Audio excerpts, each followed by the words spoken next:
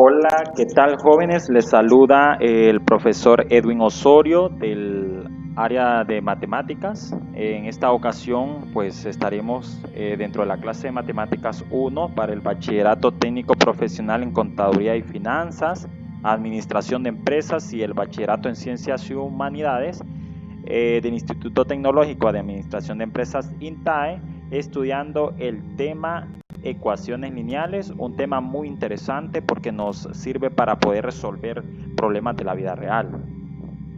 Para ello vamos a comenzar definiendo qué es una ecuación lineal. Diremos que es una igualdad que incluye una o más variables a la primera potencia o de grado 1.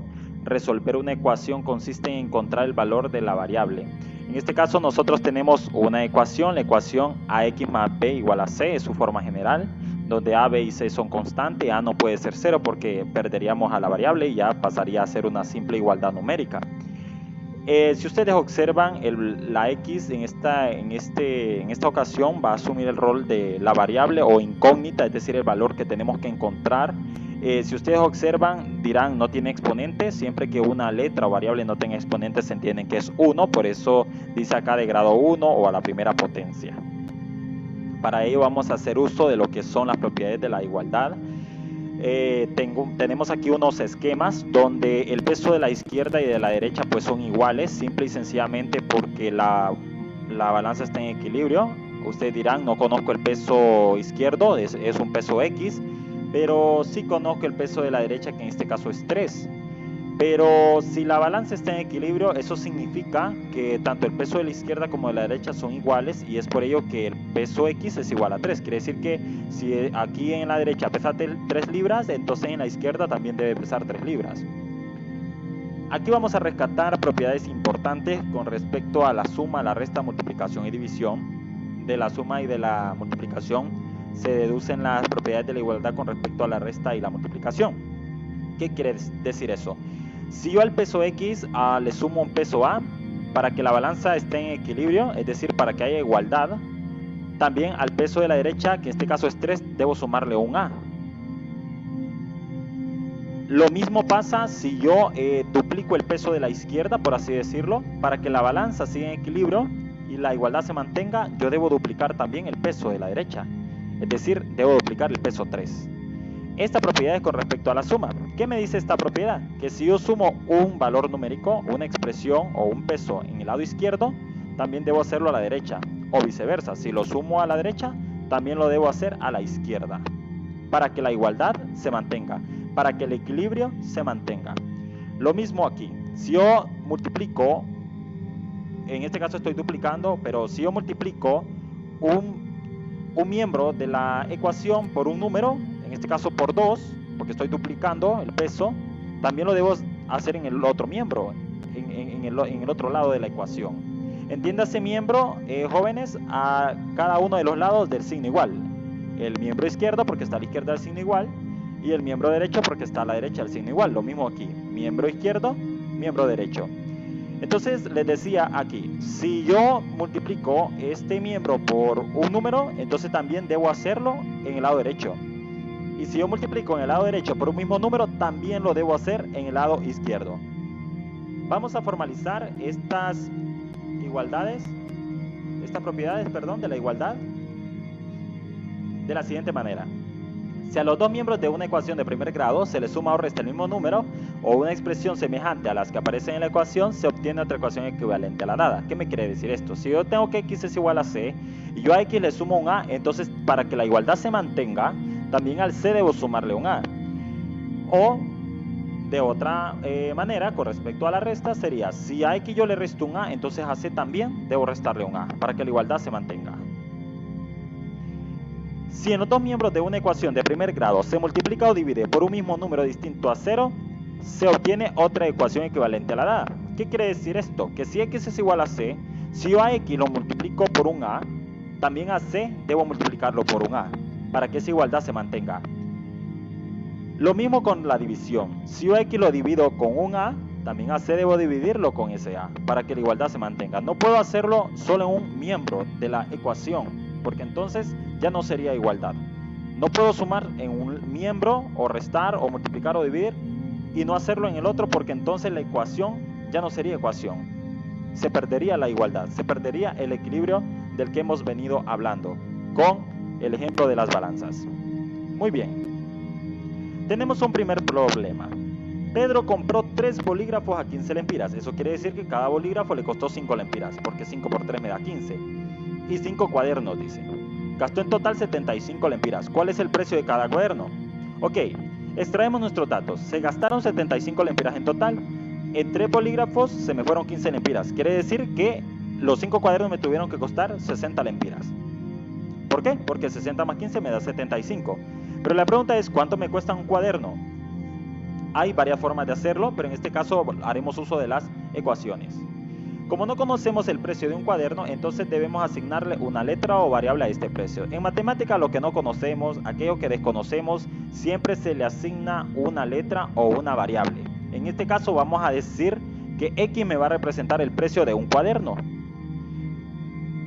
Suponiendo que cada cuaderno cueste 12 lempiras, entonces en 5 cuadernos yo voy a gastar 60 lempiras, ¿cierto? Porque 12 por 5 me da 60. Lo mismo acá.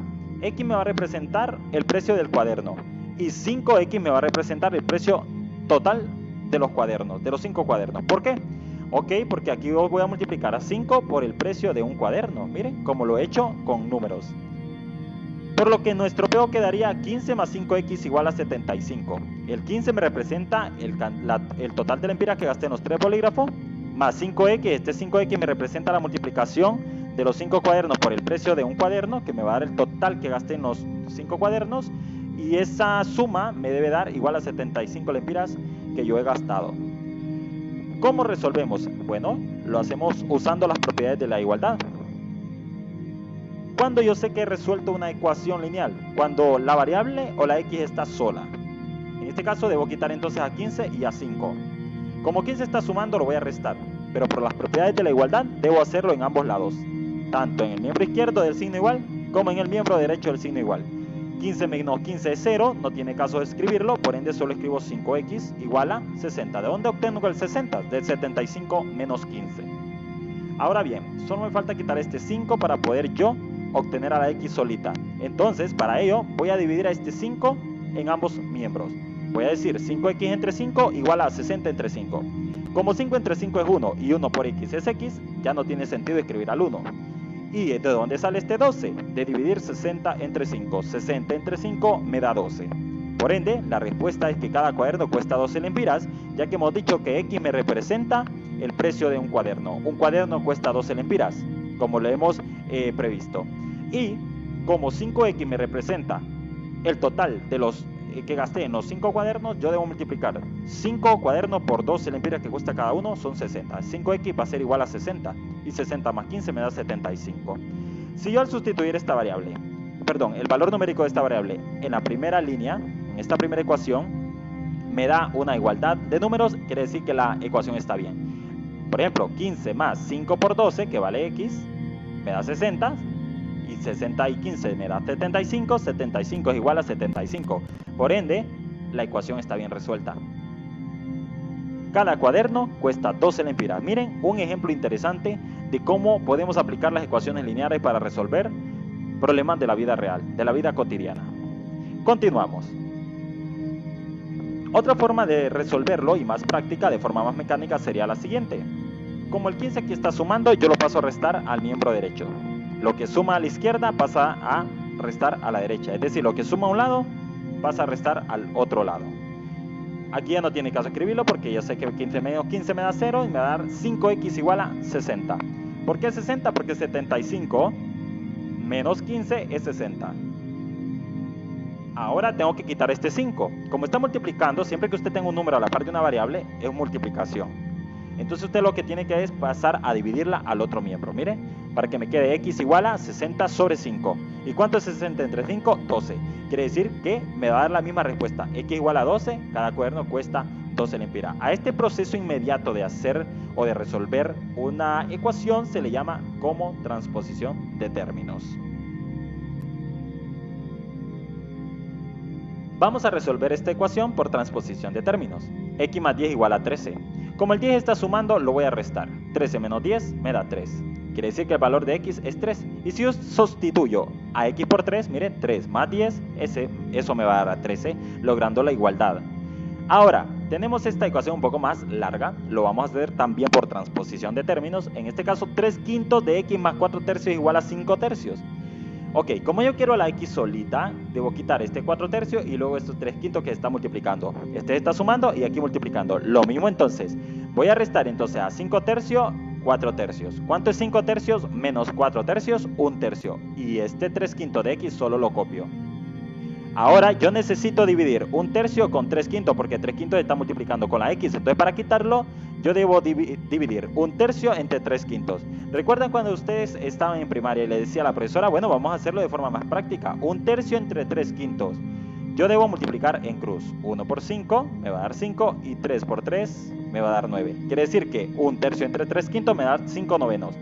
O también utilizando fracciones complejas o el recíproco de un número. Usted puede hacer uso del recíproco de una fracción para poder dividir fracciones. En este caso, cuando ya utilizamos este otro método, hay que multiplicar externo con externo o extremo con extremo y luego medio con medio o interno con interno. 1 tercio entre 3 quintos. No se les olvide a ustedes que uno de los significados de fracción es de división. 1 tercio entre 3 quintos. 1 por 5 me da 5 y 3 por 3 me da 9. Quiere decir que 1 tercio entre 3 quintos es 5 novenos. Miren, qué interesante, ¿no?